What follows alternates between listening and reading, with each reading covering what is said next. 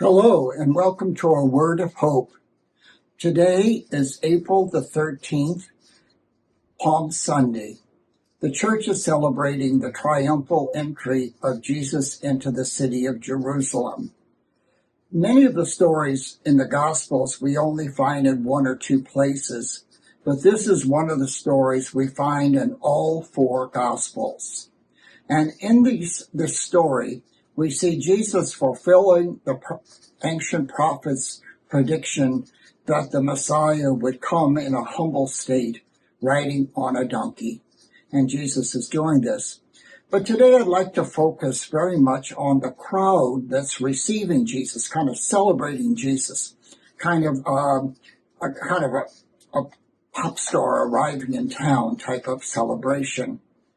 And it might be easily seen as this crowd is just kind of enamored, as we would with, say, Michael Jackson or some other movie star. But when we hear what the crowd is saying, it gives us a different perspective on who these people really are. Now, as a young brother, I always thought it was the story of a fickle crowd. We had this crowd on Sunday cheering Jesus, and on Friday trying to put him to death. But really a more accurate or detailed reading of the scripture tells us that the two crowds are different people. And this crowd, a little key for it, and we don't see it in Luke's narrative, but we see it in Mark and Matthew, is the crowd is crying out, Hosanna to the Son of David. Now, Hosanna is a Jewish word which is not honorific, like saying Jesus the greatest or something like that. Rather, it's saying, save us. They're calling out to Jesus to be saved, to be healed, to be liberated.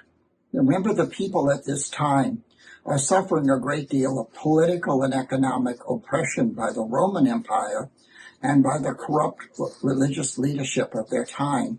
And they're looking to Jesus, based on his reputation as a forgiver, as a healer, to bring them what they need. So this is really a feast of people's pleading to God for salvation.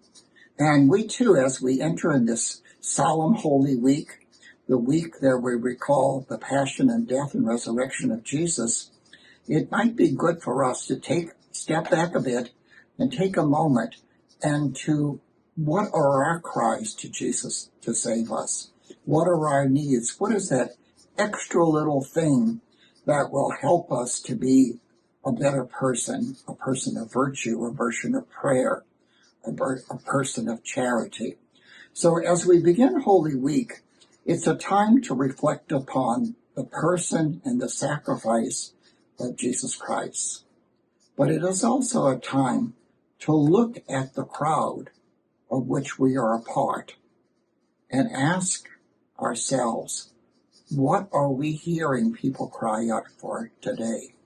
So let us enter the Passion Week of Christ, not only spiritually aware, but also temporally aware of our neighbors.